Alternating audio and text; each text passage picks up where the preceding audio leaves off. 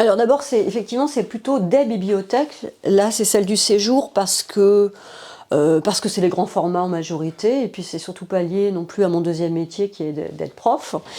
Comment j'organise? Eh ben, j'ai mis mon nez un peu dedans pour essayer de comprendre comment j'organisais. Je dois dire que je n'ai pas compris, mais je peux expliquer certaines choses. Donc la plupart du temps, les gens classent par ordre alphabétique. Moi, je classe un peu par genre ou par collection ou par maison d'édition que j'aime bien. Par exemple, là, forcément, comme je suis une autrice éditée au Rouergue, eh ben, j'ai le Rouergue, la Blanche du Rouergue ici. Mais il n'y a pas mon livre, en revanche, je ne mets pas mes livres dans ma bibliothèque. Alors ils sont dans ma chambre, dans une autre bibliothèque qui est dans ma chambre. Et puis, en revanche, donc Actes Sud, parce que je suis une fan d'Actes Sud, donc j'aime bien les grands formats ici, parce que c'est Actes Sud, et Gallmeister, et les Polars, qui sont du Rouergue. Et puis après, un peu la jeunesse, parce que je suis obligée de mettre mon nez dedans, parce que j'enseigne.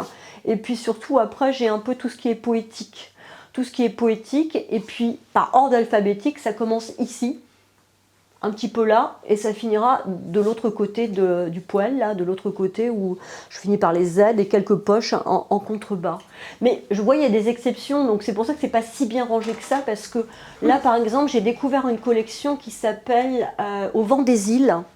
C'est une magnifique collection, il y a très peu d'ouvrages. Je suis tombée amoureuse de la baleine tatouée, voilà, il est là. Alors les noms sont imprononçables parce que c'est des noms d'Océanie. Witi Ihimahera, traduction Mireille Vignol, il faut toujours parler des traductrices. La baleine tatouée, et c'est comme ça que je suis venue au vent des îles, chez mon libraire, sans qu'elle ait lu, elle ne me l'a pas conseillé, et puis j'ai adoré la couverture avec le rabat, j'ai trouvé ça très esthétique, et à partir de là, je me suis un peu offert de la collection, et ce qui est marrant, c'est que les bouquins sont pas, là je vois c'est en euros, ils sont en francs FCFP, 2000 francs FCFP, et c'est une petite maison d'édition. Comment cette petite maison d'édition est arrivée sur les tables d'un libraire en Bretagne?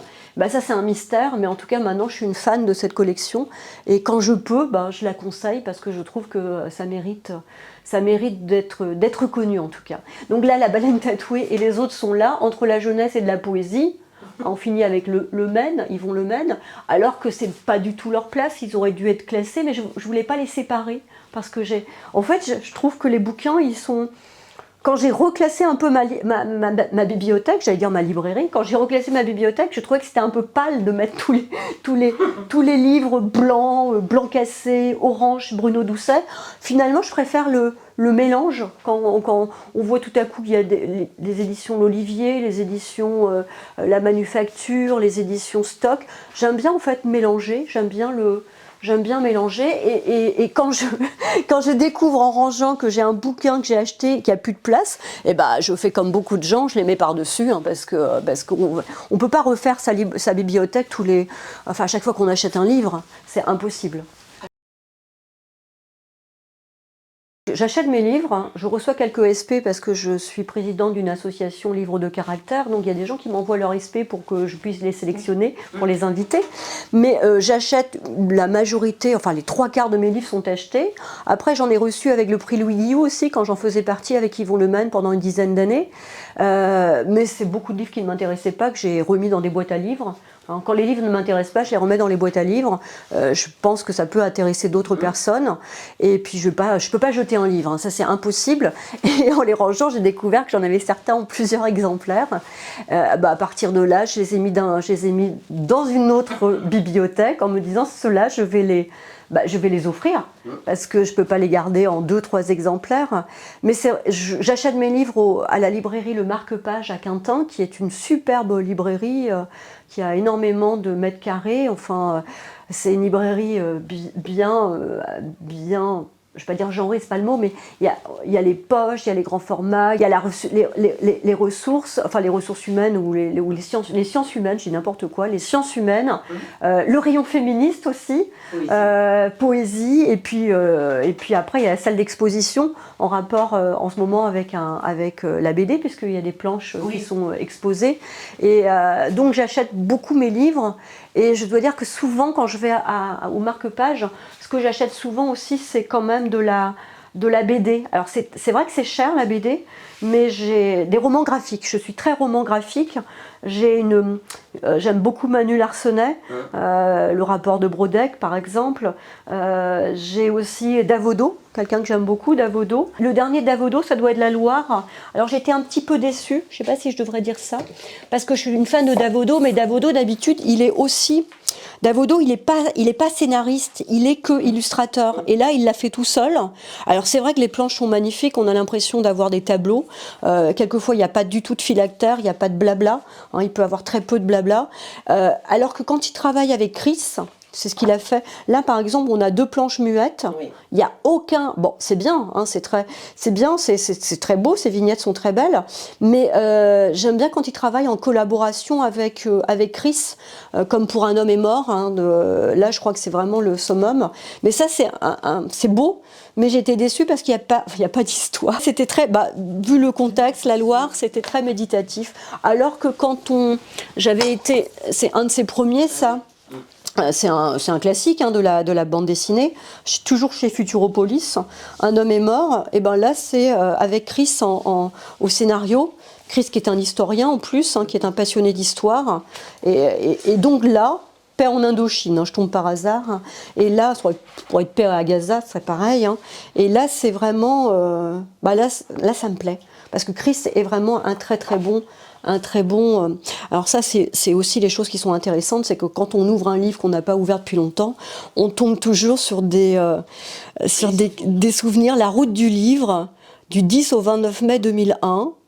Et là, je vois bon septembre, bonne vendange, excellent automne. Donc je me dis, je sais pas, est-ce que c'est vraiment... ça doit être à moi, sûrement. Ça date de 2017, c'est ça 2001, normal que je m'en souvienne pas.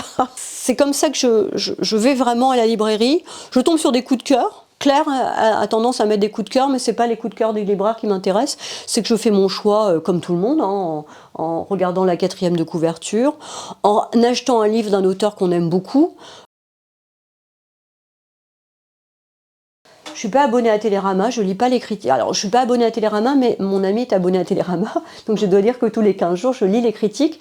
Mais bizarrement, c'est pas du tout les livres que j'achète qui sont critiqués par les critiques littéraires de Télérama, c'est plutôt des DVD. C'est plutôt des CD, des CD ou des DVD, des films, mais pas des livres. Non, les livres, je pense qu'en tant qu'auteur, je peux me faire quand même ma propre opinion pour savoir si je veux lire un livre d'un tel auteur plutôt qu'un autre. C'est très rare, à part le Corman McCarthy, justement, hein, l'adaptation par Manu Larsenet, c'est vrai que c'est dans le Télérama que j'ai tombé dessus. Hein. Alors, je suis allée chercher des livres que j'ai tout en haut au 3e étage, une autre bibliothèque qui est plus importante que celle-là parce qu'il y a énormément de poches. Et je reviens toujours à mes amours de jeunesse quand même. Je suis une fan donc de Camus, d'Albert Camus. Et entre autres, le texte que je préfère, c'est un extrait des Noces, suivi de l'été, mais un extrait des Noces, c'est Un été à Tipaza. Là, c'est des extraits surtout, hein. C'est le grand libertinage de la nature et de la mer qui m'accapare tout entier. Ça, par exemple, j'aime beaucoup. Le début des Noces à Tipaza. Au printemps, Tipaza est habité par les dieux, et les dieux parlent dans le soleil et l'odeur des absinthes. La mer cuirassée d'argent, le ciel bleu et cru, les ruines couvertes de fleurs et la lumière à gros bouillons dans les amas de pierre. À certaines heures, la campagne est noire de soleil. Ça, je crois que c'est surtout cette phrase, la campagne est noire de soleil. Pour quelqu'un qui vit en Bretagne, qu'est-ce que c'est le soleil Qu'est-ce que c'est ce soleil tellement accablant que tout à coup, c'est le soleil noir. Pour moi, le soleil noir, c'est le soleil noir de la mélancolie de Nerval.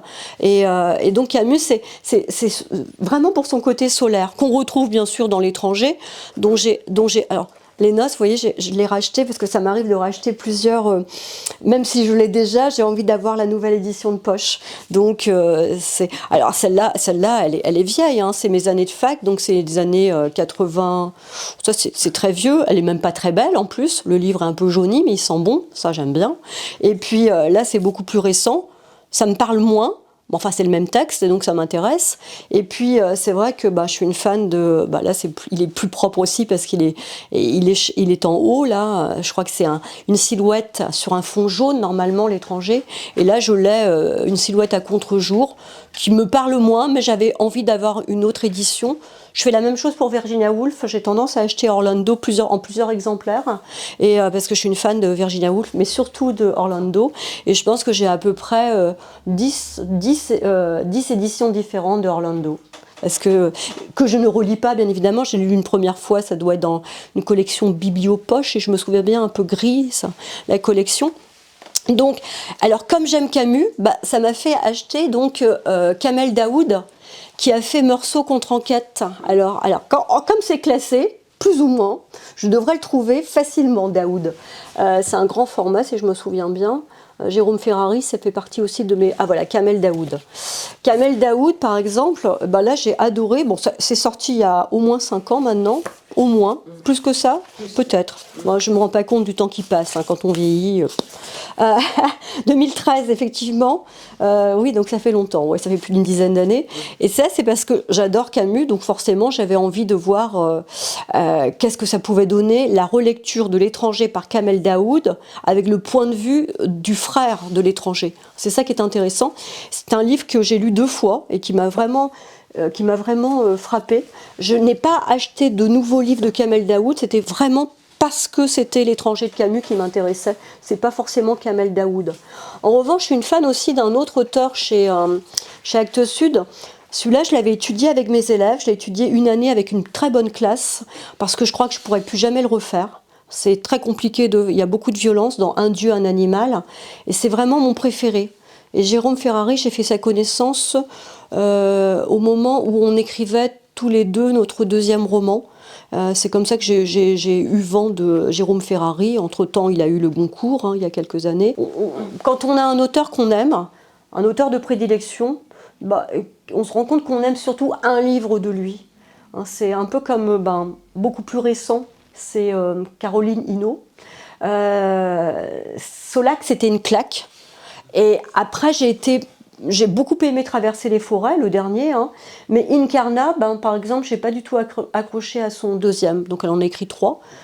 Et je reste vraiment fan de Solac, à tel point qu'il est sorti en poche et que je l'ai offert plusieurs fois, parce que c'est le livre qu'on a envie de... C'est un très bon polar, même si pour moi, c'est pas un polar, mais bon, c'est un très bon polar. Alors, Grisy Lady Réal, voilà une autrice que j'ai découverte il n'y a pas très très longtemps.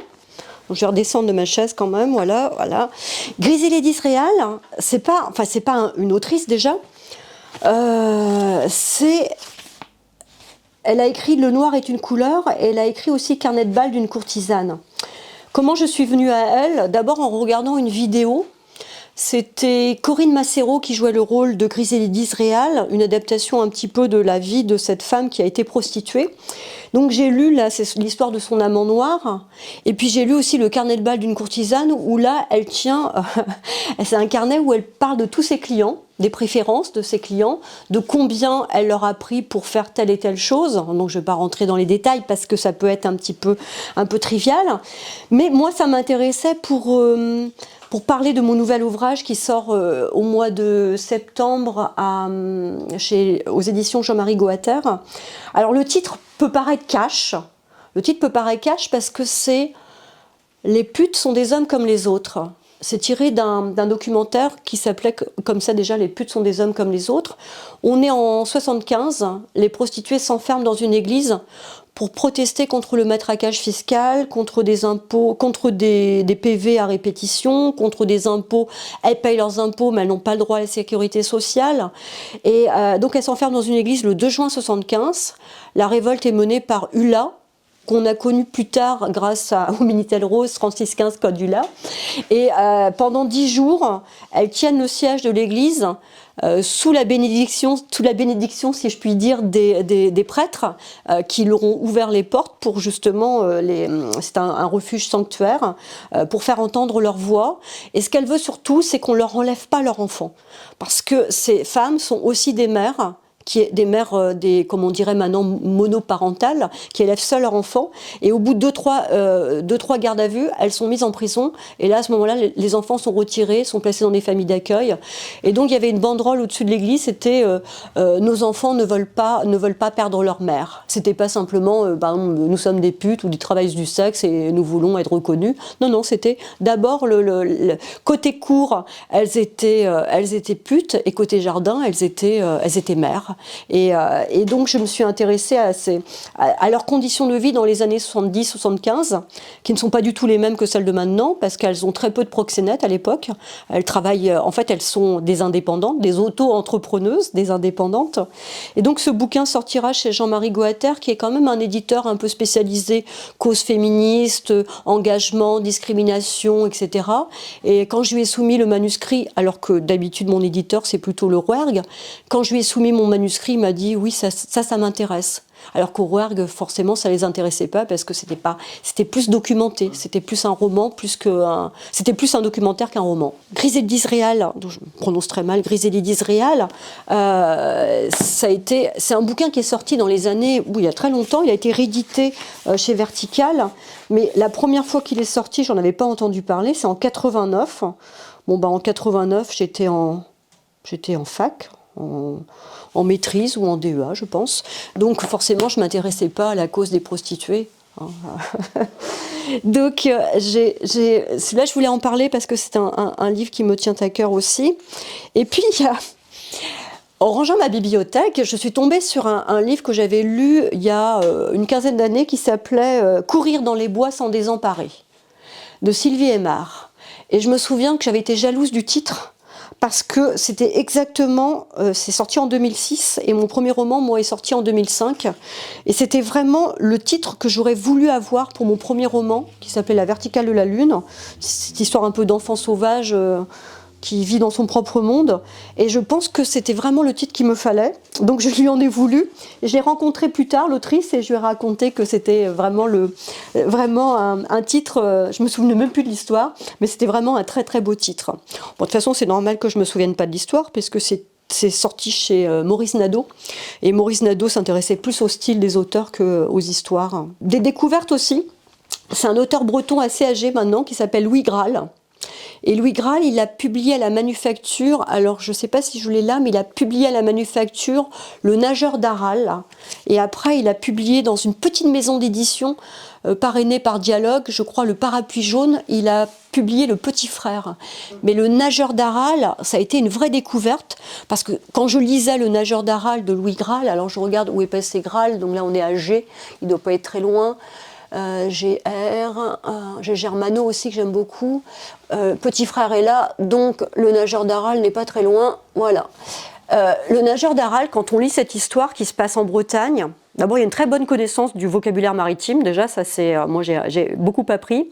Il y a l'abbaye de Saint-Égonnec, et puis ça donne envie vraiment de la visiter, je ne l'ai jamais visitée, mais ce qu'il raconte, il y a plein de choses qui sont fausses et on est presque déçu à la fin de se rendre compte que ce nageur d'Aral, alors j'ai spolié ou je vais divulgacher, mais ce nageur d'Aral n'a jamais existé.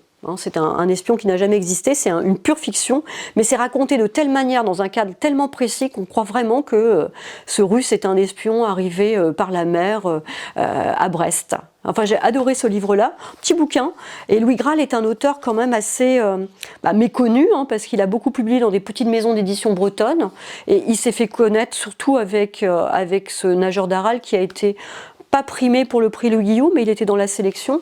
Et après, donc, je vous parlais d'une petite maison, parce que j'aime bien les petites maisons d'édition. Dans ma bibliothèque, ce qu'il n'y a pas beaucoup, c'est des Gallimard. Je suis pas très... je pense que je fais exprès de ne pas acheter de Gallimard. Je ne sais pas si c'est quelque chose que je devrais dire, mais j'achète pas de Gallimard parce qu'ils n'ont pas besoin de moi déjà. L'exception, c'est bien sûr, parce que je disais que j'aime beaucoup Camus, c'est la correspondance de Camus avec Maria Casares. Ça, c'est une exception, parce que je suis une fan d'abord, j'aime bien la littérature, j'aime bien les correspondances. J'avais adoré la correspondance de Colette avec tous ses amants, tous ses futurs maris. Là, Casares et Camus, c'est un bijou. Et donc, autre exception, parce qu'il y en a quand même quelques-uns, c'est Carole Martinez, qui est une autrice que j'aime beaucoup, qui n'écrit pas beaucoup d'ailleurs, parce que je crois que elle m'avait expliqué qu'elle avait besoin de beaucoup de temps pour écrire. Sûr que j'en ai quelques-uns, hein. Mais là, par exemple, si je reviens au Petit Frère, c'est là que je suis tombée sur les éditions du Parapluie Jaune. Je me dis, mais qu'est-ce que c'est que cette maison d'édition? Et il se trouve que mon libraire ne connaissait pas non plus. Et comme j'ai eu la chance de rencontrer Louis Graal dernièrement, je lui ai dit, mais d'où vient cette petite maison d'édition? Et c'est là qu'il m'a dit, c'est Dialogue. C'est la librairie Dialogue de Brest qui a sa propre maison d'édition, le Parapluie Jaune. J'ai aussi, alors je suis quelqu'un qui lit beaucoup la littérature française quand même, peut-être que c'est mon métier qui veut ça, c'est le fait aussi que j'ai préparé un doctorat sur un poète français, breton si on veut, mais français, et là, quelquefois j'ai des pas de côté, et là je pense à Olga, alors je prononce très mal, c'est Olga Tokarczuk. C'est sur les ossements des morts. Et ça a été une claque. C'est mon éditrice qui m'a dit de le lire, parce que le polar que j'étais en train d'écrire à ce moment-là lui faisait penser à ça. Après, il y a des coups de cœur.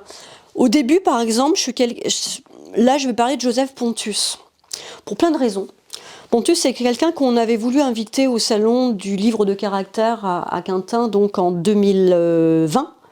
Et le salon avait été ajourné quelques jours avant, puisque le président nous avait demandé de rester chez nous. Donc on a été obligé d'ajourner le salon 2 jours avant son édition. Et on avait invité Pontus, et il était le lauréat du prix livre de caractère. Donc on était persuadés qu'on l'inviterait 2 ans plus tard, et entre-temps, donc Joseph est décédé. Et j'avais lu à la ligne Feuillet d'usine très rapidement, je me souviens très bien, dans le jardin, sur un transat, en plein été, et je l'avais dévoré, mais sans l'aimer. Je n'avais pas du tout adhéré à, je ne sais pas à quoi. Est-ce que c'était le style? Est-ce que c'était le fait qu'on parle d'agro-industrie, d'abattoir? Je ne sais pas pourquoi. Et bizarrement, je l'ai relu, et à partir de là, je l'ai fait étudier 3 années de suite à des élèves de seconde, et j'ai demandé à Clotilde Brito de faire une création à la ligne, de prendre quelques extraits et de faire une lecture à voix haute avec un accompagnement musical. C'était une création originale à la demande du Salon du Livre, et il se trouve que cette création continue à vivre hors des murs de Quintin pour aller vivre sa vie. Et ça veut dire que Pontus continue aussi à exister sous toutes les formes, théâtrales, spectacles théâtraux, mais aussi et même à l'école. Et les élèves, en fait, aiment beaucoup. Je dois dire que les élèves aiment beaucoup parce que c'est très court, les chapitres sont très courts, un peu samplés, et puis ils sont particulièrement sensibles à tous les mots d'amour que Pontus prononce à l'égard de sa femme, et aussi de son chien Poc Poc, et de sa mère. Il écrit des très belles lettres à sa mère, et je trouve qu'on peut pleurer quand on lit des extraits de Joseph Pontus. C'est un livre... Là, je travaille toujours sur la première de couverture, parce que je trouve ça intéressant, et j'avais posé, je sais pas ce que ça veut dire, mais j'avais posé un crucifix sur le... Je savais plus où le mettre, celui-là, je l'ai posé là, parce que je collectionne... Enfin, je fais pas les cimetières, attention, loin de là, mais je fais les brocantes, et quand je peux récupérer un crucifix, donc je le détache de sa croix, et je récupère le petit crucifix en fonte, j'en ai un autre là, en bronze, ça m'amuse en fait, ça m'amuse le mélange des genres, parce qu'en littérature on mélange des genres, et puis là, qu'est-ce qu'on mélange? On mélange une littérature plutôt de gauche, plutôt bien ancrée, rouge, voire peut-être anard, peut-être plus anard que rouge. Donc c'est bien une littérature de gauche, et puis il y a le Christ par-dessus, et là c'est pareil, le mélange Bouddha, voilà, c'est comme la littérature, en fait, on ricoche, on va d'un livre à l'autre, et on ne sait pas pourquoi, un livre nous emmène à un autre. Pourquoi Camus? Kamel Daoud. Pourquoi Kamel Daoud? Peut-être les fables de La Fontaine, pourquoi pas.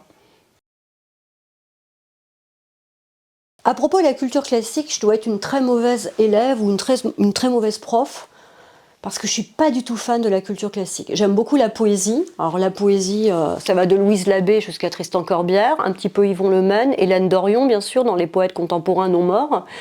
Mais je ne suis pas du tout une amoureuse, je ne vais pas dire ça, mais je n'aime pas Zola, je n'aime je n'aime pas du tout Zola, c'est presque viscéral. Le seul le seul ouvrage qui trouve grâce à mes yeux, ça doit être La Bête humaine. Ça doit être mon préféré. J'en ai quand même lu du Zola, mais j'ai pas. En fait, quand j'étais étudiante, quand j'étais élève plutôt, j'avais un prof de français qui était plutôt versé vers la poésie. Et il nous a pas du tout seriné avec des classiques. J'y suis venue à la fac, forcément, on ne pouvait pas faire autrement. Et quand l'éducation nationale nous dit d'étudier tel et tel livre, parce que ça devient obligatoire. Je pense à Rousseau. Rousseau, c'est quelqu'un que... Alors, Rousseau, c'est quelqu'un que j'aime beaucoup maintenant, mais que j'aurais détesté si je l'avais lu à 17 ans. Je l'aurais détesté, et je peux comprendre que mes élèves puissent ne pas aimer Rousseau. Et donc, je suis contente, en fait, de lire des classiques bien plus tard. Quand j'ai préparé mon CAPES, j'ai lu Madame Bovary pour la première fois. Donc, lire Madame Bovary à 25 ans, je sais pas, mais normalement on le lit, on a 15-16 ans. Et ben pareil, même réponse en fait. Je pense que quand j'écris, en fait, je lis tout fort ce que j'écris et je suis très sensible à la musique, à la musicalité. Donc, et ben les autres classiques, là, les Zola, alors Stendhal, alors ça je ne supporte pas. Stendhal, non, je suis désolée. C'est vrai que faudrait pas que des élèves m'écoutent, enfin des élèves de tous les collèges de France, parce que j'ai pas eu besoin de ces classiques-là pour me former un style. En revanche, j'ai besoin de la poésie. La poésie, ça, c'est envie de poésie, besoin de poésie, ça, c'est viscéral. Et c'est pour ça que j'ai fait ma thèse sur Tristan Corbière. Rimbaud, oui, mais pas autant que mes collègues. Rimbaud passe dans mon panthéon, c'est Tristan Corbière. D'abord, parce qu'il est comme la bibliothèque, il n'est pas facile à classer. Alors forcément, d'ailleurs, en parlant de Corbière, je peux parler de Corbière parce que Corbière, c'est quand même mon premier Pléiade. J'en ai pas beaucoup, j'en avais d'autres, je ne sais pas où ils sont passés, mais mon premier Pléiade, je me souviens quand j'ai acheté mon premier Pléiade, c'était les œuvres complètes de Tristan Corbière. Alors j'étais déçue parce que quand on achète, normalement, c'est un seul auteur pour un volume. Et là, il partageait la vedette avec Charles Cros. Que je dois dire que je n'ai pas lu Charles Cros plus que ça, mais Tristan Corbière, je l'ai dévoré. Et c'est vrai, je regardais, donc je l'ai acheté, je vois, là, je ne devrais pas dire où je l'ai acheté, mais je l'ai acheté à Rennes en 1990. C'était mon premier. Et Corbière fait partie, c'est un poète maudit, un poète inclassable, et c'est pour ça que je l'ai aimé tout de suite. J'ai un rapport avec peut-être la religion, peut-être. Corbière, en fait, il est venu à moi plus que je ne suis venue à lui. Je me souviens, c'est un souvenir très précis. J'étais guide sprève à la cathédrale de Quimper, cathédrale Saint-Corentin, et une des guides qui promenait un groupe d'élèves, un groupe de touristes, était en train de dire « Mon amour à moi n'aime pas qu'on l'aime ». Et je lui avais demandé, mais qui a écrit ça? C'est un parfait alexandrin. Elle me dit, c'est Tristan Corbière. J'ai dit, ah bon? Qui est Tristan Corbière? Je ne connais pas. Oh, c'est le poète des amours jaunes, etc. Un poète breton, mais pas que, etc. Et à partir de là, je vois que c'est en 90, j'ai soutenu ma thèse en 93, je me suis plongée corps et âme dans sa poésie, mais aussi dans sa vie d'homme fantasque et complètement asocial, misanthrope, misogyne, plus proche des animaux que des êtres humains. En fait, je me suis... Il y a Montaigne qui dit comme ça à un moment, si on me demande pourquoi je l'aimais, parce que c'était lui, parce que c'était moi.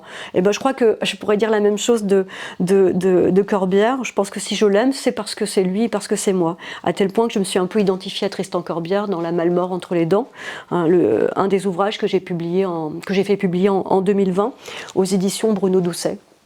Donc Corbière, oui, ce sera mon classique et mon inclassable. Ouais, je crois que c'est ça, classique et inclassable. Comment je suis venue à la lecture? Je suis venue à la lecture grâce à mon père. Il faut savoir que mon père et mes parents avaient une grande bibliothèque et je piochais allègrement dans cette bibliothèque je piochais dans cette bibliothèque, mais sans distinction. C'est-à-dire que je lisais des livres qui étaient à la fois des livres de ma mère, c'était Sagan et compagnie, et puis Guy Descartes aussi, Guy Descartes, et puis je lisais aussi des livres que mon père lisait, c'était les San Antonio, c'était Daphné du Maurier, et donc c'était un mélange, c'est vraiment un mélange, c'était un salmigondis, donc je suis venue à cette littérature adulte, mais bien sûr à Noël on m'offrait que des livres, et en général on m'offrait que des livres sur les animaux et les Indiens. alors je sais pas s'il y a un rapprochement à faire, mais ça reste mes amours, mes amours aussi, les animaux et les Indiens. Et quand je lis un livre, dès qu'une couverture ou une quatrième de couverture parle d'animalité, j'achète tout de suite. J'achète tout de suite, ça me fait penser à ce bouquin de Je pleure sur la beauté du monde, je l'ai posé quelque part. Je l'ai remis, je l'ai pas, je sais plus où je l'ai mis. Non, il n'est pas de ce côté-là. Je t'ai répondu, pardon. Non, je ne sais plus ce que j'ai fait de ce bouquin. Bon, enfin, Je pleure sur la beauté du monde. Ça fait partie de mes coups de cœur dont je pourrais parler longtemps, mais parce que ça parle d'animalité. Et c'est vrai que si je reviens aux livres que je lisais quand j'étais enfant, bien sûr, j'en ai pas là. Hein, je n'ai pas de livres. Les livres enfants sont classés dans une autre bibliothèque. Mais vous voyez, le loup, hein, voilà, voilà, et les Indiens. Voilà, le loup et les Indiens, c'est vraiment. Ça, c'est acheté bien plus tard. Mais ça c'est Manchette, pas Manchette mais Rochette, et donc qui parle énormément d'animalité, d'ours, de loups, d'aigle, enfin dans ces montagnes là-bas, Cévenol. Et c'est vrai que c'est ça mes amours en fait. Donc enfant, je lisais que des livres sur les Indiens, sur le langage des Indiens, j'ai appris le langage des Indiens pendant quelques temps. Je voulais apprendre à parler indien avec les signes. Et puis les bouquins sur les animaux que mes parents m'offraient à Noël, c'est resté. Et je crois que c'est ça, c'est cette lectrice-là que j'étais. Après, bien évidemment, j'ai lu la Bibliothèque verte comme tout le monde. Mais est-ce que la Bibliothèque verte était en même temps que Sagan ? Peut-être. C'est très confus pour moi maintenant. Mais je lisais la Bibliothèque verte, la Bibliothèque rouge. Enfin, il y avait ce qu'on appellerait la littérature jeunesse à l'époque, mais je pense que je trouvais beaucoup plus de plaisir à lire certains livres interdits, parce que je savais très bien qu'en lisant San Antonio, c'était pas de mon âge. J'avais peut-être 13 ans quand je lisais San Antonio, mais j'en ai jamais lu adulte. Alors et je sais que c'est un très bon auteur, hein, mais j'en ai jamais lu adulte. J'ai voulu relire Sagan il y a pas longtemps. J'ai racheté la Bonjour Tristesse parce que c'était un bouquin que j'avais adoré. Donc j'ai dû racheter Bonjour Tristesse, Sagan, donc S. Hein, il y a de la poésie là. Qu'est-ce que ça fait là ? Je ne sais pas. Vous voyez que je ne les classe pas. Sagan, donc Pontus est encore là, que j'ai en plusieurs. RS. Donc j'ai racheté Bonjour Tristesse. Donc bien sûr, je ne l'ai pas mis en évidence. Mais alors j'étais super déçue par ma lecture. Je crois que en fait, quand on lit Bonjour Tristesse à 15-16 ans, je crois que ça suffit. C'est pas la peine de le relire. C'est plus la peine. Je dis même à mes élèves, lisez-le tant qu'il est temps. Parce que lire Bonjour Tristesse à 25 ans, à 30 ans, à 35 ans, c'est pas possible. Donc je suis grimpée sur une chaise là, parce que j'ai des livres en hauteur, et encore j'ai fait le vide parce qu'il faut faire la poussière, donc j'ai fait un peu le vide, mais c'est vrai que ça fait partie des ouvrages, les ouvrages un peu récents, je les ai mis en haut, et quand j'ai relu ça, j'ai été très déçue. Je dirais que, hormis la première phrase que tout le monde connaît, j'imagine, j'ai mis, voilà, je vois ce que j'ai mis en 2021. Relire Sagan des années après ma première lecture de Bonjour Tristesse. Cela résiste à l'usure et au temps. C'est charmant et cruel. Tiens, je ne dis pas la même chose aujourd'hui. Non, je trouve que, je sais pas pourquoi je dis ça, non, j'ai trouvé ça un petit peu fade. À part la première phrase, je crois qu'on peut sauver la première phrase. Mais après, cette espèce de... En fait, c'est une espèce de... Cette gamine, elle est toxique. Hein. Maintenant, on dirait ça. Hein. Elle est toxique. Cette relation avec son père aussi, hein, ça l'est. Je ne suis pas sûre que si Sagan voulait envoyer son manuscrit aujourd'hui à... C'était Jean-Claude Lattès, je crois. Je ne suis pas sûre qu'elle soit publiée à nouveau. Mais bon... Alors là, justement, comme je suis en train de parler de Sagan, je tombe sur un vieux bouquin que j'ai jamais lu, Le Rempart des Béguines. Je me suis dit, ça c'est un classique, il faudrait que je lise. On parle de classiques plus contemporains en tout cas. Et vous voyez, je crois que j'ai dû voler ça à ma mère parce que c'est une vieille édition de poche. Je sais que c'est un classique qu'il faut lire de Françoise Mallet-Joris. Plein de gens l'ont lu et moi toujours pas. Et je sais pas si j'aurai le temps de le lire avant de visiter ma dernière demeure. Alors on parlait d'Indiens tout à l'heure parce que moi les Indiens c'est mon truc, donc forcément j'ai la trilogie que m'avait conseillé mon libraire, le marque-page, de Jim Fergus chez Pocket. Alors j'ai pas dans l'ordre, je sais plus lequel, il y a 1000 femmes blanches, je crois que c'est le premier, La vengeance des mères doit être le deuxième, et les Amazones le troisième. Dans ma tête, ce serait comme ça en tout cas. Et je n'ai lu que le premier, j'ai toujours pas lu les deux suivants. Donc ça va, c'est pas trop loin, je pourrais les retrouver. Je sais où ils sont ceux-là. Donc oui, bah, je mets quelques livres comme ça en hauteur quand j'ai plus de place. Faut bien que. C'est vrai qu'il faudrait presque un escabeau pour avoir accès au reste de la bibliothèque. L'utilisation de ma bibliothèque pour écrire. Le problème, c'est que en tant que prof, j'utilise beaucoup une certaine bibliothèque classique pour écrire. Pour enseigner, je vais faire un lapsus. Mais pour écrire, j'ai la phase lectrice, donc je suis quelqu'un qui lit énormément, à peu près 3 ou 4 livres par semaine. Je les lis surtout en hiver, c'est-à-dire de la Toussaint, octobre, jusqu'à mois d'avril. Je suis une lectrice invétérée. Donc après, peut-être que tout ça est en gestation en moi pour produire quelque chose, disons, pour écrire aussi à mon tour. Mais c'est pas la littérature des autres qui m'inspire. Au contraire, je pense que c'est plus l'actualité. C'est plus des faits divers. Il y a des faits divers qui m'intéressent énormément. Je collectionne plein de faits divers que je range dans un fichier dans mon ordinateur en me disant ça, c'est une histoire que je veux faire. Par exemple, je me souviens qu'il y avait une jeune fille qui était restée dans un coffre de voiture pendant des années. Et là, je me suis dit, bah, tiens, je raconterais bien le point de vue de la gamine enfermée dans un coffre de voiture. Elle était nourrie, bien sûr, etc., mais elle avait été enlevée, enfermée dans un coffre de voiture et qui, un jour, sort, enfin, parce qu'on la délivre, et qui est restée peut-être 7 ans, 5 ans dans un coffre de voiture. Est-ce qu'on peut raconter ce point de vue-là? J'avais envie, donc ça, c'est un fait divers que j'ai gardé. J'ai gardé aussi un autre fait divers. Donc en fait, je m'intéresse plus aux faits divers qu'à ma bibliothèque pour fournir une écriture. En revanche, j'ai des sortes d'écriture. C'est-à-dire que quand je lis Angélique Villeneuve, je ne vais pas écrire comme Angélique Villeneuve, mais je sais qu'entre elle et moi, en fait, on dit sister parce qu'on est sœurs en écriture, frères d'armes. On est sœurs en écriture, mais c'est pas Angélique qui m'inspire et c'est pas tous ces auteurs et ces autrices que je lis qui vont m'inspirer, et en dépit du grand respect que j'ai pour eux et pour elles. Donc c'est plutôt le monde en fait qui m'inspire. Quand je dis le monde, je pense au monde, mais je pense aussi au journal, puisque c'est là que je trouve mes faits divers. Et je pensais à un autre fait divers, c'était un homme et un frère et une sœur qu'on appelle un jour en disant on a retrouvé vos parents. Et eux, ils étaient gamins quand leurs parents sont partis dans la montagne et ils sont jamais revenus. Donc on a retrouvé le couple main dans la main. Ils ont dû se prendre une avalanche, mais on vient de le retrouver, le couple. Enfin, c'était il y a 2-3 ans. On a retrouvé le couple et les enfants ont l'âge de leurs parents quand ils sont partis. Et ça m'intéresse. C'est plutôt ça. Je l'ai lu nulle part et je devrais même pas en parler. Il y a des gens qui vont me piquer mon idée, mais c'est ça que j'ai envie de raconter. Le prochain bouquin, Les putes sont des hommes comme les autres. Bien sûr, je me suis servi de Griselidis Réal pour avoir j'ai pas un passif de prostituée. Je sais pas ce que c'est être une pute. Donc je voulais pénétrer un peu son intérieur, son intériorité pour écrire, savoir de quoi je parle. J'ai écouté aussi une vidéo de Carole Roussou-Paulos sur les prostituées qui témoignaient de leurs conditions de vie. Donc je me documente énormément. C'est vrai que je me documente, mais ma part documentation, c'est pas la littérature, c'est plutôt les journaux, la vidéo, les documentaires que je regarde sur l'ordinateur.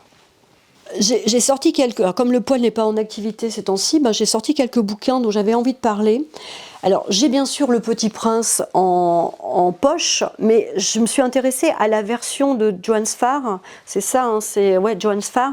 Il a donc illustré chez Gallimard Le Petit Prince, et je m'étais dit, ce serait bien peut-être de le faire connaître. C'est le genre de bouquin qu'on lit tous les 10 ans. Hein, on le lit quand on est bébé, quand on est jeune, mais on le lit aussi quand on a 15 ans, quand on a des questions, on se pose des questions. Et ça, c'est peut-être un livre c'est un livre qu'il faut lire. Et quand les enfants ont du mal à lire les livres, les jeunes ont du mal à lire les livres, peut-être que venir au Petit Prince en lisant l'adaptation faite par Johannes Farr, c'est possible. En tout cas, je suis très attirée forcément par cette histoire qui pour moi n'a pas d'âge. Et d'ailleurs, Saint-Exupéry le dédicace bien à son ami, mais à l'enfant que chacun d'entre nous avons gardé en nous. Et le Petit Prince, il parle aux deux en fait. Il parle à l'adulte que nous sommes et à l'enfant que nous avons en nous. Je ne parle pas de la progéniture, je parle de l'enfant que nous avons été. Et ça, c'est quelque chose, s'il y a un livre que j'emmènerai avec moi, ou deux, parce que je ne pourrais pas choisir, je pense que ce sera Le Petit Prince et Camus, dont je parlais tout à l'heure, peut-être plus Noces que L'étranger. Et quelqu'un qui me fait beaucoup rire, parce que la littérature me fait pas rire la plupart du temps, tout ce que je lis n'est pas très drôle. D'ailleurs, les écrivains n'écrivent pas des choses drôles, c'est très très rare, mais il y en a une qui me fait immensément rire, c'est Brigitte Fontaine. Là, je viens d'acheter il n'y a pas longtemps dans la collection Belles Lettres un certain nombre un recensement, enfin une recension de toutes ces chansons. Là, je tombe sur Je fume, alors moi je fume pas. Hein, je fume contre tous les avis, je fume sans trêve et sans répit, je fume pour l'amour de la vie, je fume à m'en relever la nuit. Elle me fait rire, hein, celle avec le nougat, hein, quand elle trouve un éléphant dans sa douche, puis qu'elle demande ce qu'il fait là, puis il dit donne-moi du nougat. C'est complètement, c'est surréaliste. Et j'adore. C'est surréaliste et c'est quelqu'un qui joue beaucoup avec les mots, qui aime les mots.